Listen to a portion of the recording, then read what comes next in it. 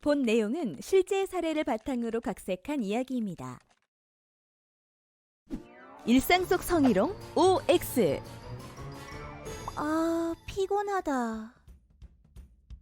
어머, 박서원. 무슨 잔머리가 이렇게 많아? 애기 낳은 여자인 줄. 목에 이건 뭐야? 어젯밤에 남자친구랑 좋은 시간 보낸 거야? 김대리 질투하나? 한창 때 그럴 수도 있지. 힘들어 보이는 걸로 치면 정대리만 하겠어. 결혼하고부터 비실비실한 게 와이프가 밤에 잠도 안 재우나 봐. 에이, 부장님. 야근을 많이 시켜서 그렇죠. 요즘 그런 얘기하는 거 성희롱이에요. 남자끼리 무슨 성희롱이야. 정대리 맞지? 성희롱이죠. 안 그래요? 방금 이 장면. 성희롱일까요? 아닐까요? 잠깐. 본부장님. 타인의 성관계, 임신, 출산 등의 사적인 정보를 추측하는 발언은 모두 성희롱에 해당돼요. 동성간에도 예외는 없답니다. 따라서 정답은 O. 성희롱이 맞습니다.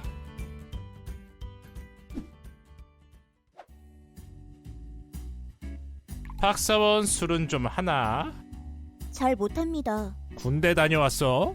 말투가 왜 이리 딱딱해? 한잔 받아. 내가 딸 같아서 그래. 어머, 부장님 취하셨어요? 내가 사랑하는 오피스 와이프 김대리 왔구만. 아, 진짜 퇴사하고 싶다. 방금 이 장면. 성희롱일까요? 아닐까요? 네, 일방적인 애정 표현 성희롱입니다. 또한 여성에게만 상냥하고 부드러운 말투를 강요하는 태도 역시 매우 부적절해 보이는군요. 정답은 O. 성희롱이 맞습니다.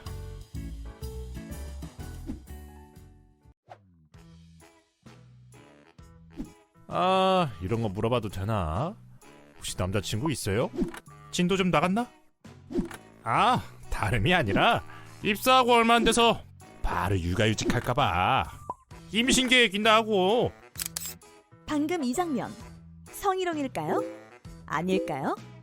이 부장님, 남성 면접자에게도 그렇게 물으셨을 건가요? 으이구. 정답은 O. 성차별적인 행태 그리고 성희롱입니다. 이야, 박사원 다리가 완전 모델이네. 모델이야. 진짜네. 완전 쭉 뻗었어. 완전 모델 장땡땡 같아. 방금 이 장면. 성희롱일까요? 아닐까요? 당신의 선택은? 이건 칭찬이라고요, 본부장님. 방금 이 행동이 칭찬이었다고요? 지금 그런 행동은 외모 평가의 성희롱, 디지털 성범죄까지도 될 수 있다고요. 아시겠어요? 으이구. 정답은 O. 명백한 성희롱입니다. 성희롱 피해자의 대부분은 성별 고정관념이나 권력 차이로 인해 피해 사실을 참고 넘어가는 경우가 많습니다. 따라서 상위 권력에 있는 관리자의 도움은 꼭 필요한데요.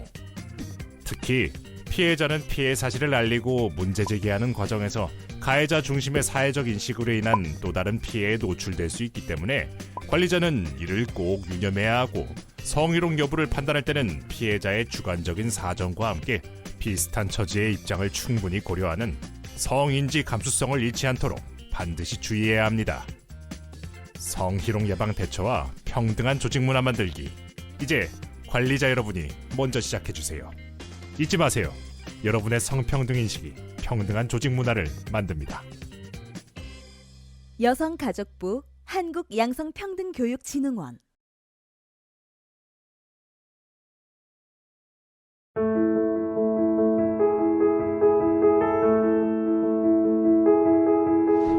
안녕하세요. 이화여자대학교 인권센터장을 맡고 있는 박희천입니다. 직장 내 성희롱 예방과 대응에 대해서 말씀드리도록 하겠습니다.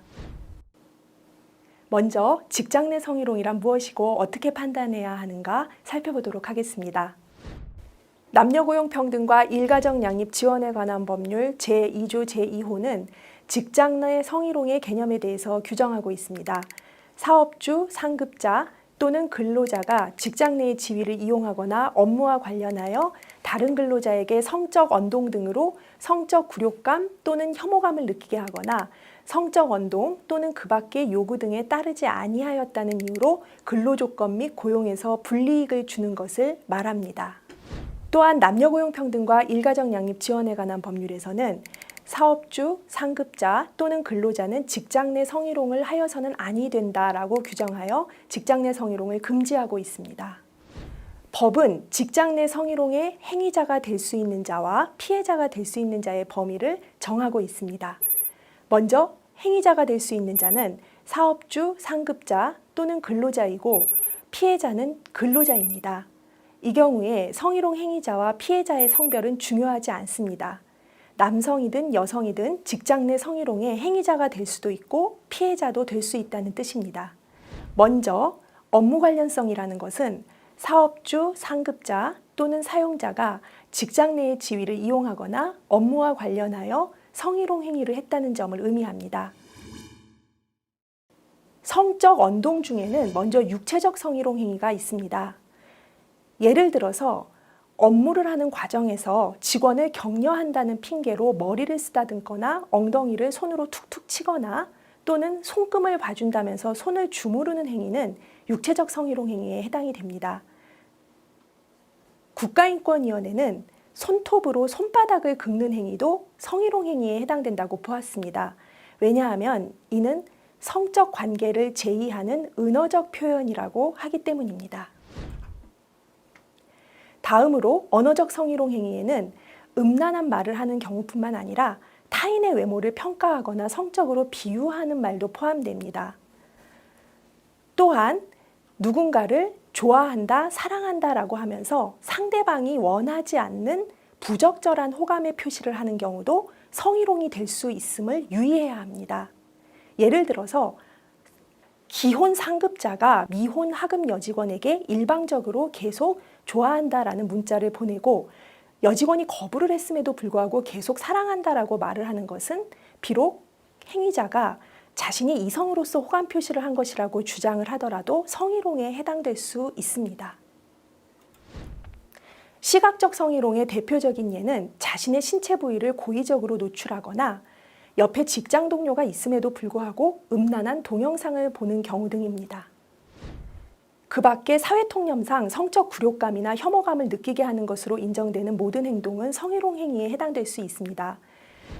최근 국가인권위원회가 판단했었던 사건 중에는 사무실 업무용 컴퓨터에 설치된 메신저로 남자 직원들끼리 대화를 하던 중에 여직원들에 대해서 성적 비하 표현을 한 것이 성희롱에 해당된다라고 판단했었던 사건입니다. 해당 여직원이 가해자 중에 한 명인 상사의 지시로 그 컴퓨터를 보는 과정에서 자신들을 성적으로 비하하는 대화 내용을 보게 된 것입니다. 이에 대해 국가인권위원회는 가해자들이 대화의 유출 가능성을 인지하고 있었고 실제로 유출되어서 피해자들이 가해자들의 행위로 인해 성적 모욕감을 느꼈을 것이 인정된다고 판단했습니다. 성희롱 행위로 인한 피해는 성적 굴욕감 또는 혐오감을 느끼게 하는 것, 혹은 근로조건 및 고용상 불이익을 주는 것입니다. 피해자가 성적 굴욕감 또는 혐오감을 느꼈는지 여부를 판단하기 위해서 대법원은 합리적 피해자의 관점에서 판단해야 한다고 하고 있습니다. 합리적 피해자의 관점이라는 것은 우리 사회 전체의 일반적이고 평균적인 사람이 아니라 피해자와 같은 처지에 있는 평균적인 사람의 입장에서 판단해야 한다라는 뜻입니다. 그리고 피해자가 성적 굴욕감 또는 혐오감을 느꼈는지 여부를 판단할 때 행위자가 성적 의도를 가지고 있었는지 여부는 성희롱 성립 여부와 무관합니다. 또한 대법원은 법원이 성희롱 관련 사건을 심리할 때 성인지 감수성을 잃지 않아야 하고 피해자가 성희롱 사실을 알리고 문제 삼는 과정에서 2차 피해를 입을 수 있다는 점을 유념해야 한다라고 하면서 피해자가 처하고 있는 특별한 사정을 충분히 고려해야 한다라고 판시한 바 있습니다. 성인지 감수성이라는 것은 특정 개념이 특정 성에게 유리하거나 혹은 불리하지 않은지 검토하는 관심과 태도를 뜻합니다. 예를 들어서 성희롱 피해자의 평소 행실이나 옷차림을 비난하면서 성희롱 피해의 책임이 피해자에 있다고 하는 것이 가장 대표적으로 성인지 감수성이 결여된 경우라고 할 수 있습니다. 다음으로는 직장 내 성희롱 예방과 대응 관련된 사업주의 의무에 대해서 살펴보도록 하겠습니다. 남녀고용평등과 일가정 양립 지원에 관한 법률은 직장 내 성희롱과 관련된 사업주의 다양한 의무에 대해서 규정하고 의무 위반 시의 벌칙에 대해서도 규정하고 있습니다. 사업주는 성희롱으로부터 근로자를 보호하고 성희롱을 예방해야 할 책임을 지는 주체라는 점에서 보다 엄격한 규율을 하고 있습니다. 다음으로는 성희롱 예방 의무입니다. 성희롱 예방 교육은 매년 1회 이상 사업주, 근로자 모두 받아야 하고 성희롱 예방 지침 내용은 근로자가 자유롭게 열람할 수 있는 장소에 항상 게시 또는 비치해야 합니다. 또한 성희롱 예방 지침을 마련하고 근로자가 자유롭게 열람할 수 있는 장소에 항상 게시 또는 비치해야 합니다. 다음으로는 성희롱 발생 시의 조치 의무입니다. 성희롱 사건을 접수하거나 혹은 성희롱 사건을 인지한 경우에는 지체 없이 조사를 해야 하고 성희롱 조사 기간 동안에는 피해 근로자 등에 대해서 근무 장소 변경이나 유급휴가 명령과 같은 적절한 조치를 취해야 하고 성희롱이 확인된 경우에도 피해 근로자 등이 요청하면 근무 장소의 변경이나 유급휴가 명령 등 적절한 조치를 해야 합니다. 성희롱이 확인된 경우에는 지체 없이 성희롱 행위자에 대해서 징계나 필요한 조치를 해야 합니다. 이 경우 징계 등의 조치를 하기 전에는 그 조치에 대해서 피해자가 어떤 의견을 가지고 있는지 들어야 합니다. 또한 성희롱 사건을 조사하는 사람, 보고받은 사람, 조사 과정에 참여한 사람들은 성희롱 피해자의 의사에 반해서 비밀을 누설해서는 안 됩니다. 왜냐하면 비밀을 누설함으로써 성희롱 피해자에게 또 다른 2차 피해가 발생될 수 있기 때문입니다.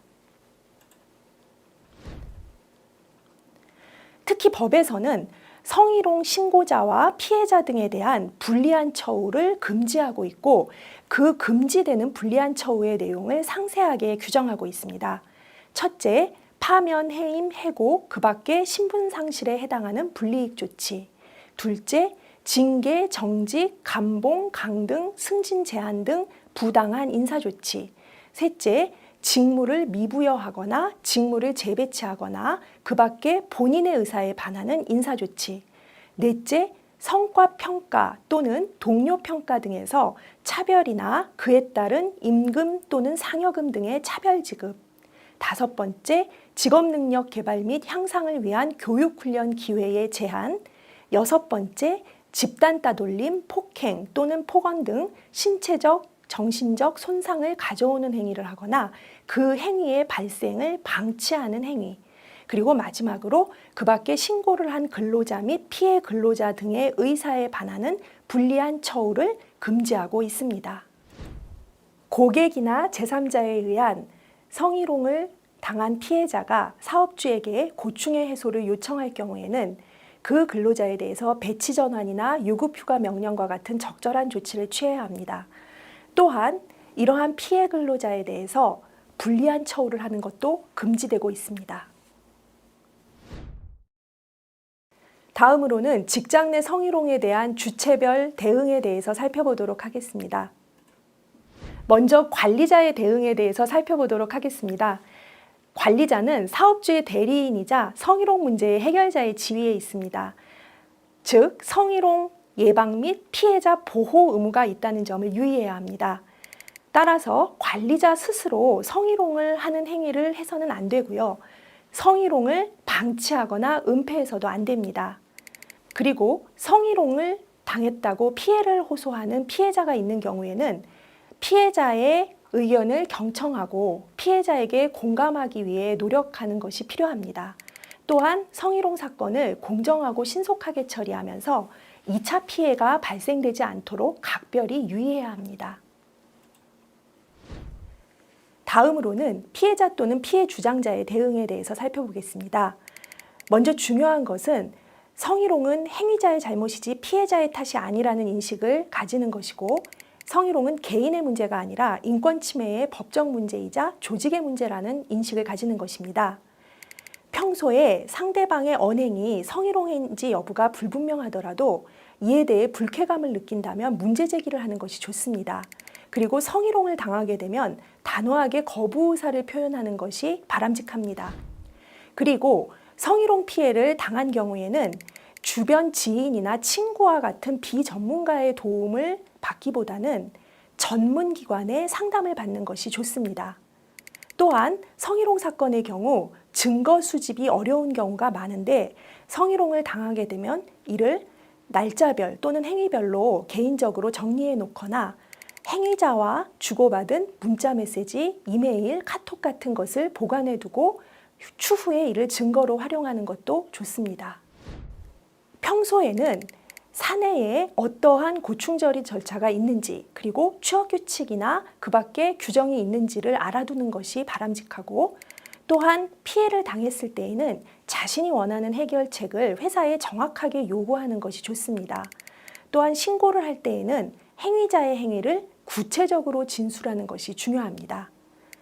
그 밖에 사내 해결을 통해서 해결이 어려운 경우에는 외부 기관, 예를 들어서 고용노동부, 노동위원회, 국가인권위원회, 검찰, 법원 등을 통한 구제 방식을 활용할 수도 있습니다. 누구라도 성희롱 행위자가 될 수 있습니다. 그렇기 때문에 성희롱 행위자가 되지 않기 위해서는 평소의 행동을 주의할 필요가 있습니다. 성희롱으로 의심될 만한 언행을 하지 않도록 하고 항상 동료나 하급 직원들에게 예의를 지키고 존중하는 자세가 필요합니다. 그리고 음담패설이나 성적인 행동을 자제하고 타인의 사생활이나 외모에 대한 지나친 간섭을 하지 않도록 해야 합니다. 또한 상대방이 싫다는 거부 의사를 표시하는 행동에 대해서는 즉시 중단하는 것이 좋습니다. 성희롱이 발생된 경우에는 피해자의 동료 등 주변 제3자의 대응도 중요합니다. 특히 피해자나 피해 주장자에 대해서 근거 없는 소문을 퍼뜨리거나 하는 2차 가해를 하지 않도록 유의해야 합니다.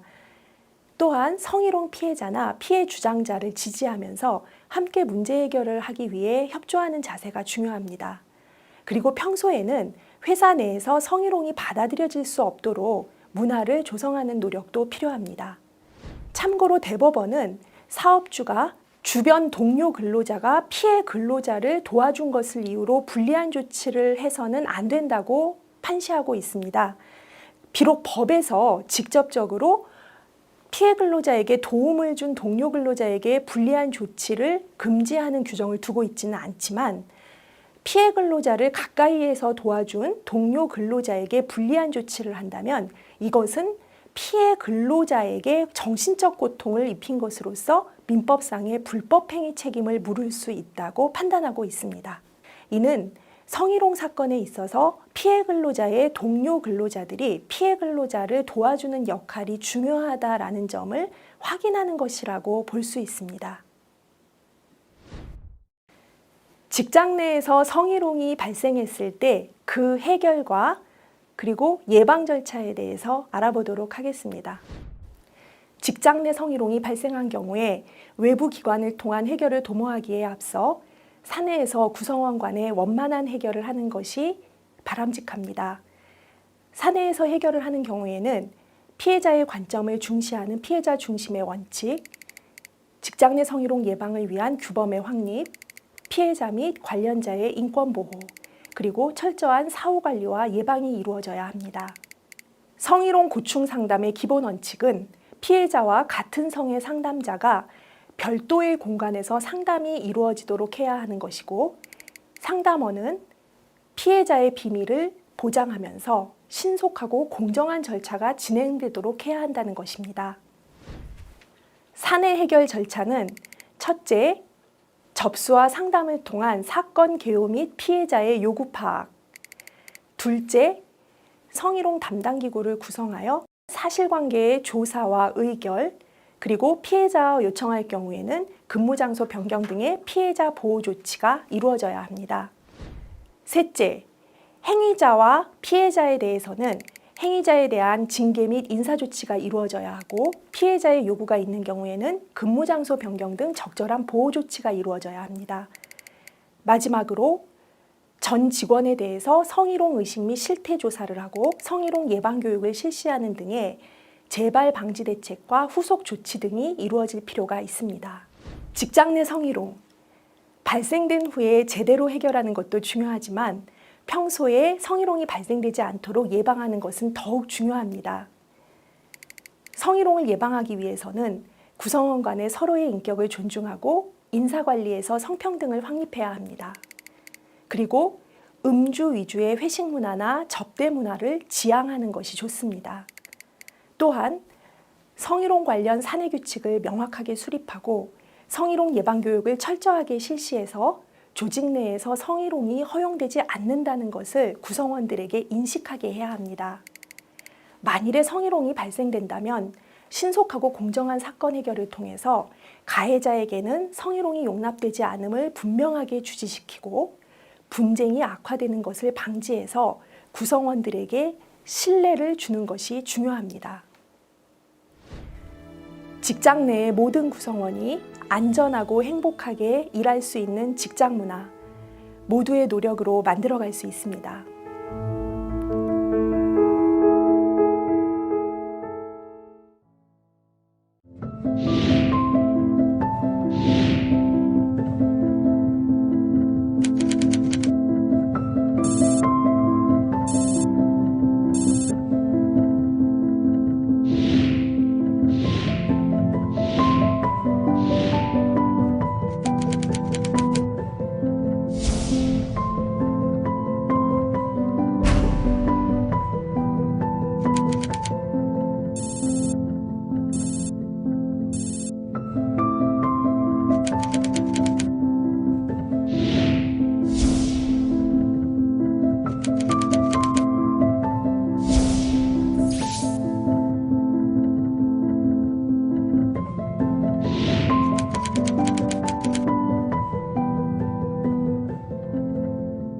직장 내 성희롱 피해, 2차 피해를 막는 방법.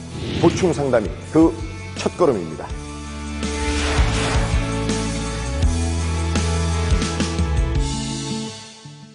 안녕하세요, 안지환입니다. 안녕하세요, 김지연입니다.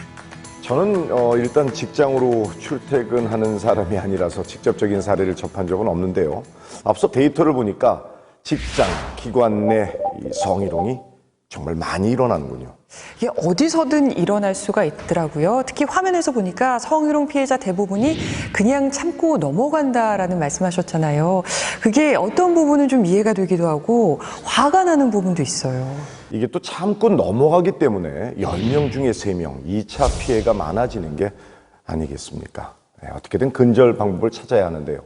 성희롱이 발생했을 때 참지 말고 해결하는 게 그 첫걸음이 아닐까 합니다. 맞습니다. 자, 그래서 오늘은 결코 일어나선 안 되지만 누구에게나 벌어질 수 있는 성희롱, 성폭력, 그 사건 처리 절차에 대해서 자세히 좀 설명을 해드리려고 하는데요. 먼저 성폭력과 성희롱의 법적 개념과 규율 방식부터 정리를 좀 해볼까요? 성폭력은 상대방의 의사에 반하여 이루어지는 성적 언동으로 상대의 성적 자기결정권을 침해하는 모든 행위를 말하며 형법, 성폭력 범죄의 처벌에 관한 특례법, 아동, 청소년의 성보호에 관한 법률 등 형사법에 적용을 받는 행위입니다. 일반적으로 성희롱이란 상대방이 원하지 않은 성적인 말이나 행동을 하여 상대방에게 성적 굴욕감이나 수치심을 느끼게 하는 행위를 말하며 어느 하나의 행위가 남녀고용평등법, 국가인권위원회법상 성희롱 관련 규정과 성폭력 처벌법 및 형법 등의 성폭력 관련 규정의 적용을 동시에 받을 수도 있습니다. 성희롱 행위가 성폭력 처벌법과 형법이 정한 범죄 성립의 요건을 충족하는 경우 개인의 성적 자기결정권을 침해하는 범죄로서 행위자 개인의 처벌을 목적으로 고소할 수 있습니다. 양성평등기본법 제3조 제2호 및 동법시행령 제2조에서 성희롱이란 업무, 고용, 그 밖의 관계에서 국가기관, 지방자치단체 또는 각급 학교 및 공직유관단체의 종사자, 사용자 또는 근로자가 다음의 어느 하나에 해당하는 행위를 하는 경우를 말합니다. 지위를 이용하거나 업무 등과 관련하여 성적 언동 등으로 상대방에게 성적 불욕감이나 혐오감을 느끼게 하는 행위. 상대방이 성적 언동 또는 요구에 대한 불응을 이유로 불이익을 주거나 그에 따르는 것을 조건으로 이익 공유의 의사 표시를 하는 행위. 자, 그럼 지금부터는 성희롱 사건 처리는 어떻게 이루어지는지 그 절차를 개괄적으로 좀 살펴볼까요? 이 여성가족부의 직장 내 성희롱, 성폭력 사건 처리 매뉴얼에 따르면 사건 처리 절차는 크게 인지, 상담, 조사 신청과 접수, 조사, 성희롱 고충심의위원회, 인사위원회로 진행이 됩니다.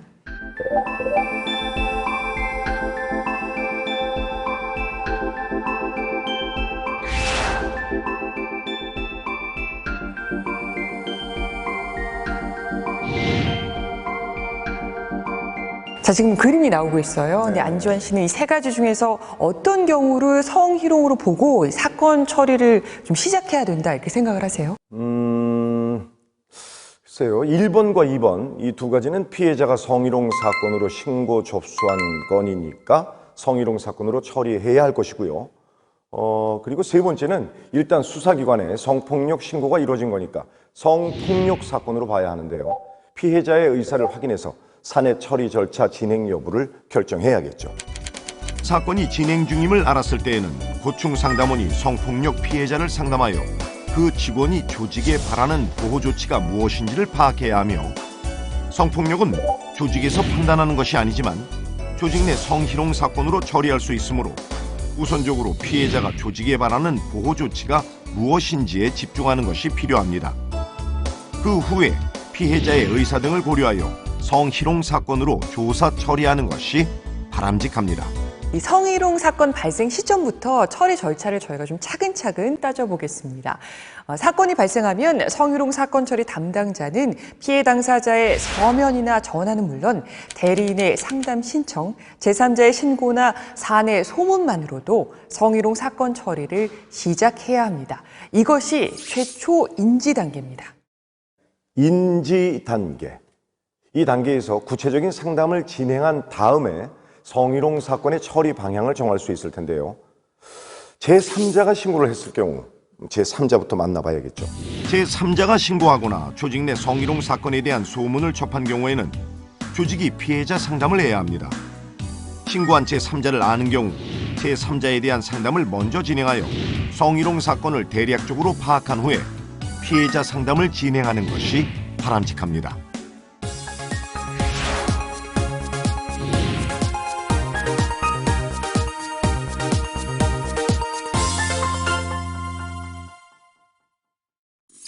고충 상담이 시작됐습니다.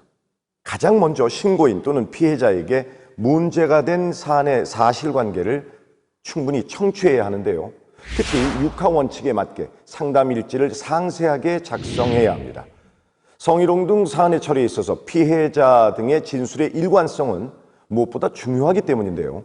피해자 등의 상담 내용은 최초의 진술로서 이후 조사 과정에서 중요한 근거 자료가 됩니다. 네, 맞습니다. 또 이후 기관의 처리 절차와 규정 소개는 물론 고충 처리 창구에서 제공할 서비스의 종류와 범위, 사건 해결 방안, 장단점 등을 꼼꼼하게 안내해서 이 피해자 스스로 처리 방식에 대한 의사결정을 할 수 있도록 해야겠죠. 그럼 성희롱 고충 상담원의 가장 중요한 역할은 뭘까요? 바로 상담과 처리 절차 지원을 통해서 피해자의 피해 회복과 2차 피해를 예방하는 겁니다. 그런데 내부에서 지정한 성희롱 고충 상담원은 아무래도 전문성 면에서는 취약하지 않겠어요? 경험이 특히나 많지 않다면 전문성이 떨어질 수 있죠. 이럴 때는 외부 전문가의 슈퍼비전을 얻는 방법으로 성희롱 예방 체계를 구축할 필요가 있습니다. 하지만 내부 성희롱 고충 상담원은 외부 전문가보다 조직 문화에 대해 더 잘 알고 있잖아요. 전문성을 보강할 수 있도록 교육의 기회를 충분히 부여해서 성희롱 교육, 예방 관련한 사내 전문가를 양성하는 것도 필요합니다. 그렇습니다. 자, 이제 성희롱 고충 상담을 통해 피해자가 성희롱 사건의 조사를 원한다고 할 경우 사건 신고서를 접수해서 조사에 착수해야 하는데요. 반드시 서면으로 사건을 접수해야 합니다만 이 서면 접수가 어려운 경우도 있잖아요. 그러니까 서면이 힘들면 말로, 구술로 신고 접수가 가능합니다. 이때 녹음이나 속기록, 기록은 보존해야 하는데요. 그렇다면 피해자는 신고 의사를 누구한테 밝혀야 할까요? 바로 고충 상담 창구나 온라인 신고 시스템의 피해 사실을 신고하면 됩니다. 다만 이 피해자가 동료나 상급자 등을 통해 신고 의사를 밝힌 경우라면 상담이나 신고 의사를 전달받은 동료나 상급자는 반드시 고충 처리 절차를 안내해야 하고요. 고충 상담원 등 담당자에게 인계해서 사안이 정리될 수 있도록 해야 합니다. 자, 김지현 씨, 고충 상담원은 그럼 몇 명이 좋을까요?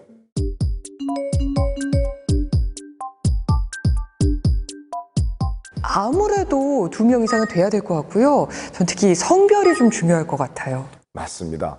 2명 이상으로 지정하되 지금 말씀하신 꼭 남녀 1명 이상으로 구성해야 하는데요. 사실 상담 신청자가 직장 동료한테 상담받는 게 불편하고 또 거북할 수도 있잖아요. 네, 그런 두려움이 있다면 외부 전문가를 고충 상담원으로 지정하는 것도 방법 중에 하나입니다. 네, 맞습니다. 아무래도 외부 상담 전문가라면 전문적인 지식에 있어서 더 신뢰가 가기도 할 겁니다. 자, 그런데요, 고충 상담할 때 정말 무엇보다 중요한 게 있습니다.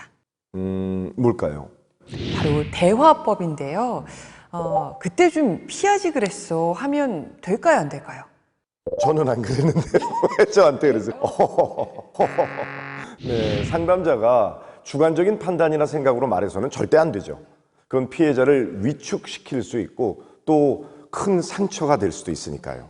이 고충 상담에 있어서 대화를 할 때는 성희롱 성립 여부에 대해 자의적으로 판단을 하거나 호기심에서 비롯된 질문, 특히 이 성적 굴욕감이나 수치심을 느끼게 하는 질문, 또 그땐 그렇게 했어야 한다는 식으로 피해자의 대응을 탓하는 방식으로 말해서는 안 됩니다. 열린 질문, 피해자 자신의 언어로 피해 상황을 설명할 수 있도록 열린 질문의 대화가 아주 중요합니다. 네, 맞습니다. 예를 들어서 좀 설명을 해볼까요? 그리고 그 사람이 만졌나요는 옳지 않습니다. 그리고 나서 무슨 일이 일어났나요? 이렇게 질문하는 게 맞겠고요. 그래서 하지 말라고 하셨나요는 그에 대해 본인은 무슨 말이나 행동을 하셨나요로, 또 그래서 기분이 나쁘셨나요가 아니라 그런 행동에 대해서 어떻게 느끼셨나요? 이렇게 좀 열린 질문을 던져야 합니다. 정말 고충 상담원이 되면 신중, 또 신중해야 할 것 같아요. 그리고 고충 상담원은 피해자의 말에 경청하고 있다는 믿음을 주는 동시에 피해자를 충분히 지지하고 또 용기를 줄 수 있어야 합니다. 또 이 질문에 대한 답을 듣고 나서 거기서 끝내면 안 됩니다. 지금 하신 말씀이 이런 뜻인가요? 라고 한 번 더 질문을 해서 정리된 내용을 확인하는 것이 필요합니다.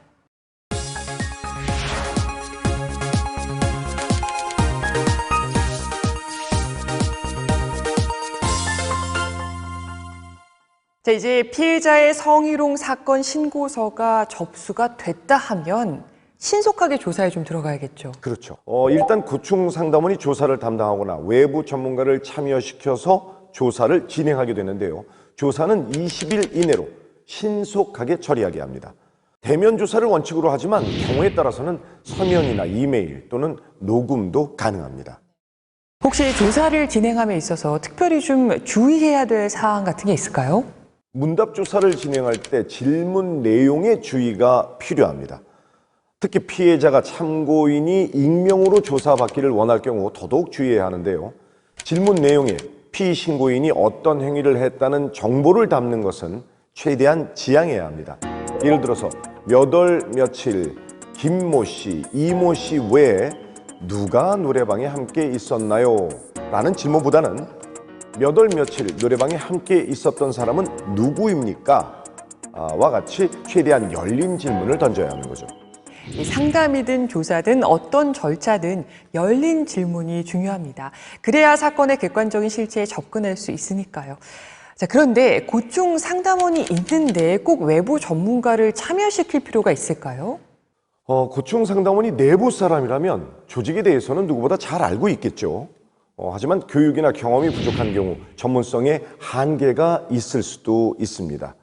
행위자에게 징계 등 적절한 조치와 인사권을 정당하게 행사하고 또 조사가 전문적으로 이루어져야 하기 때문에 외부 전문가를 참여시키면 전문성을 보완할 수 있겠죠. 결국 외부 위원이 있으면 조사의 객관성과 공정성을 더 높일 수 있는 겁니다. 그런데 이런 경우가 또 있을 것 같아요. 이 조사 중에 피해자가 신고를 취소하거나 더 이상 조사 절차의 진행을 원하지 않는다고 의사표현할 수 있잖아요. 자, 그렇다면 조사를 중단해야 할까요? 그럴 수 있죠. 충분히 그럴 수 있습니다. 만약 피해자가 조사 중단을 요청하면 어떠한 문제 때문에 자신의 의사가 바뀌었는지 파악을 해야 할 텐데요. 성희롱은 단지 개인의 문제가 아니죠. 일터에서 일을 매개로 발생하는 사건이고 또 근무 환경과 밀접한 연관이 있는 조직의 문제이기 때문에 성희롱 피해자가 사건 조사에 협조하도록 하는 게 꼭 필요하겠습니다. 성희롱 사건에 대한 조사가 끝나고 보고서가 작성되면 다음은 고충심의위원회가 열리게 되는 거죠. 네, 그렇습니다. 이 성희롱 고충심의위원회는 조사된 내용을 기초로 해서 사실관계를 확정하고 해당 행위의 성희롱 여부에 대해 심의를 합니다. 성희롱으로 인정이 되면 행위자에게 필요한 조치 및 피해자 보호 조치와 2차 피해 예방, 재발 방지를 위한 방안도 논의를 해서 의결할 수가 있습니다.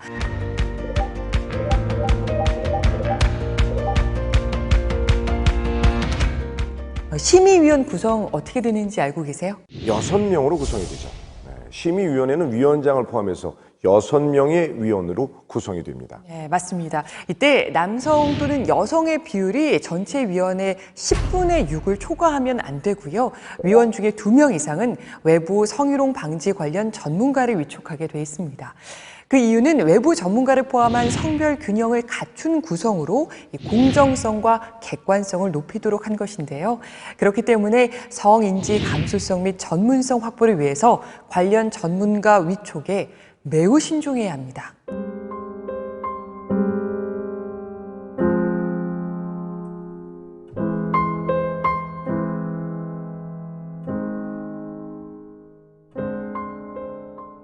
사실 그 성희롱 사건 처리 절차가 길어지면서 피해자가 지칠 수도 있고요. 또 2차 피해를 입을 수도 있단 말이에요. 그런데 그런 와중에 또다시 피해자에게 고충심의위원회에 출석해 사실 확인과 의견 진술을 또 해야 한다고 하면 이건 굉장히 부담이 되지 않겠습니까? 너무 힘든 일이죠. 그렇기 때문에 조사 단계에서 조사를 좀 충실히 해서 그 조사된 자료로 심의위원들의 심의가 가능하도록 하는 것이 무엇보다 중요하고요. 고충심의위원회의 피해자 출석은 필수가 아니기 때문에 피해자에게 의사를 물어서 출석 여부를 스스로 판단할 수 있도록 해야 합니다.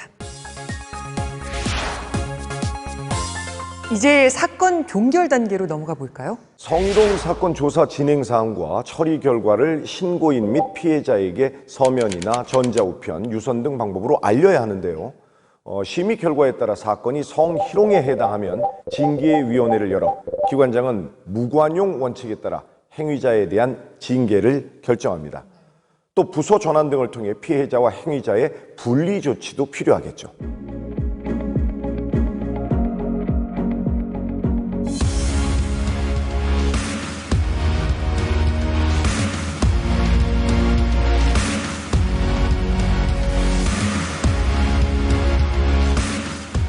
자, 이렇게 사건이 종결이 되고 또 징계를 했으니 그걸로 모든 게 끝일까요? 징계하는 것만으로 피해가 회복되고 또 예방 효과까지 거둘 수 있다면 얼마나 좋겠습니까? 실질적인 성희롱 사건 처리의 최종 단계는요. 재발 방지 대책이 마련돼야 하는 겁니다. 네, 그렇습니다. 그것이 바로 성희롱 문제가 행위자와 피해자 양 당사자만의 문제가 아니라 전체 조직의 문제라는 점을 분명하게 인지하는 과정이 되겠죠. 행위자의 성희롱 재발 방지와 조직 문화 개선을 위한 교육을 하거나 조직 내 실태 조사를 통해 성희롱 유발 요인, 잠재적인 문제 상황을 점검해 보면서 근본적인 대책을 마련하는 것이 필요합니다. 재발 방지 대책 마련까지가 성희롱 사건 처리의 종결이라는 것, 이거 꼭 알아두시고요. 지금까지 성희롱, 성폭력 사건 처리 절차와 고충 상담원의 역할에 대해 자세히 살펴봤습니다.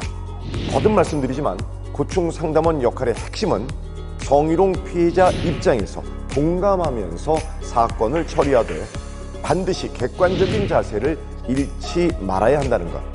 이 점 꼭 기억해 두시기 바랍니다. 그리고 어떤 직장이든 기관이든 간에 관계자들의 적극적인 노력만이 성희롱 2차 피해를 예방하는 기본입니다. 또 그 노력이 사건을 공정하게 처리하는 원동력이 된다는 사실 절대로 잊지 말았으면 좋겠습니다. 그럼 이제 마무리를 할까요? 네. 성평등한 조직 문화를 위해 우리 모두 함께 노력합시다.